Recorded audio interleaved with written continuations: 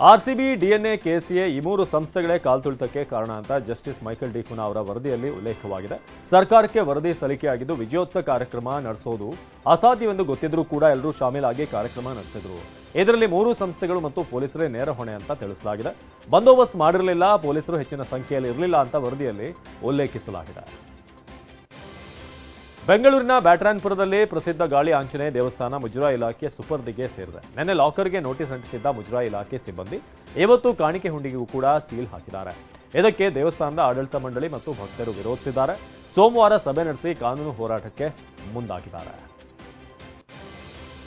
ದೇವನಹಳ್ಳಿಯ 13 ಹಳ್ಳಿಗಳ ಸುತ್ತಮುತ್ತ ಕೆಎಡಿಬಿ ಭೂಸ್ವಾಧೀನ ವಿಚಾರವಾಗಿ ಸಿಎಂ ಸಿದ್ದರಾಮಯ್ಯ ಇವತ್ತು ಕಾನೂನು ತಜ್ಞರ ಜೊತೆ ಸಭೆ ನಡೆಸಿದರು. ಭೂಸ್ವಾಧೀನಕ್ಕೆ ರೈತರು ವಿರೋಧ ವ್ಯಕ್ತಪಡಿಸಿದ್ರು. ಭೂಸ್ವಾಧೀನ ಕೈಬಿಡಬೇಕು ಅಂತ ರೈತರು ಒತ್ತಾಯಿಸಿದ್ದಾರೆ.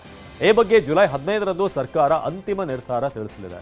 ಭೂಮಿಯನ್ನ ರೈತರಿಗೆ ಬಿಡೋದಾ ಅಥವಾ ಪರಿಹಾರ ಹೆಚ್ಚಳ ಮಾಡಬೇಕು ಅನ್ನೋದನ್ನ ಜುಲೈ 15ಕ್ಕೆ ಸರ್ಕಾರ ನಿರ್ಧಾರ ಮಾಡಲಿದೆ. ಈ ಮಧ್ಯೆ ಕೆಲ ರೈತರು ನಾವು ಭೂಮಿ ಕೊಡಲು ರೆಡಿ ಅಂತ ಪಹಣಿ ಹಿಡಿದು ಬಂದಿದ್ದಾರೆ. ಮಲ್ಲೇಶ್ವರಂ ಬಾಂಬ್ ಬ್ಲಾಸ್ಟ್ ಪ್ರಕರಣದ ಪ್ರಮುಖ ಆರೋಪಿ ಉಗ್ರ ಅಬೂಬಕರ್ ಸಿದ್ದಿಕಿಯನ್ನ ಬಂಧಿಸಲಾಗಿದೆ. ಆಂಧ್ರ ಪ್ರದೇಶದಲ್ಲಿ ತಲೆಮರೆಸಿಕೊಂಡಿದ್ದ ಅಬೂಬಕರ್ನನ್ನ ತಮಿಳುನಾಡಿನ ಭದ್ರತಾ ನಿಗ್ರಹ ಪಡೆ ಬಂಧಿಸಿದೆ. ಅಬೂಬಕರ್ಗೆ ಆಶ್ರಯ ನೀಡಿದಂಥ ಮೊಹಮ್ಮದ್ ಅಲಿ ಎಂಬಾತನನ್ನು ಕೂಡ ಲಾಕ್ ಮಾಡಲಾಗಿದೆ. 2013ರಲ್ಲಿ ಮಲ್ಲೇಶ್ವರಂನ ಬಿಜೆಪಿ ಕಚೇರಿ ಬಳಿ ಅಬೂಬಕರ್ ಬಾಂಬ್ ಸ್ಫೋಟ ಮಾಡಿದ್ದ. ಸದ್ಯ ಉಗ್ರನನ್ನ ಬೆಂಗಳೂರಿಗೆ ಕರೆತರಲು ಸಿದ್ಧತೆ ಮಾಡಿಕೊಳ್ಳಲಾಗಿದೆ.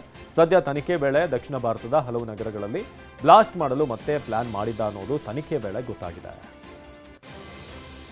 ಕೋಲ್ಕತ್ತಾದ ಐಐಎಂ ಕ್ಯಾಂಪಸ್ನಲ್ಲಿ ವಿದ್ಯಾರ್ಥಿನಿ ಒಬ್ಬಳ ಮೇಲೆ ಅತ್ಯಾಚಾರ ಎಸಗಲಾಗಿದೆ. ಹರದೇವಪುರ ಪೊಲೀಸ್ ಠಾಣೆಯಲ್ಲಿ ದೂರು ದಾಖಲಾಗಿದ್ದು ಗೌರವ್ ಕುಮಾರ್ ಸಿಂಗ್ ಎಂಬ ವಿದ್ಯಾರ್ಥಿಯನ್ನ ಪೊಲೀಸರು ಬಂಧಿಸಿದ್ದಾರೆ.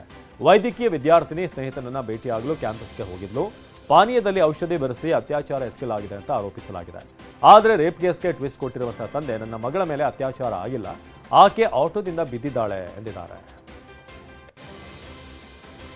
ಚಿಕ್ಕಮಗಳೂರು ತಿರುಪತಿ ರೈಲಿಗೆ ಚಾಲನೆ ಸಿಕ್ಕಿದ ಹಾಗೆ ರೈಲಿಗೆ ಹೆಸರಿಡುವ ವಿಚಾರವಾಗಿ ಪೈಪೋಟಿ ಶುರುವಾಗಿದೆ. ದತ್ತಪೀಠ ಅಥವಾ ದತ್ತಾತ್ರೇಯ ಎಕ್ಸ್ಪ್ರೆಸ್ ರೈಲು ಅಂತ ಹೆಸರಿಡುವಂತೆ ಬಿಜೆಪಿ ಮತ್ತು ಹಿಂದೂ ಸಂಘಟನೆಗಳು ಕೇಂದ್ರ ಸಚಿವ ವಿ ಸೋಮಣ್ಣಗೆ ಮನವಿ ಮಾಡಿದ್ದಾರೆ. ಈ ಮನವಿ ಬೆನ್ನಲ್ಲೇ ಮುಸ್ಲಿಂ ಸಂಘಟನೆಗಳು ಕೂಡ ಬಾಬಾ ಬುಡನ್ಗಿರಿ ಎಕ್ಸ್ಪ್ರೆಸ್ ರೈಲು ಅಂತ ಹೆಸರಿಡುವಂತೆ ಮೋದಿ ರೈಲ್ವೆ ಸಚಿವ ಅಶ್ವಿನಿ ವೈಷ್ಣವ್ಗೆ ಮನವಿ ಮಾಡಿದ್ದಾರೆ.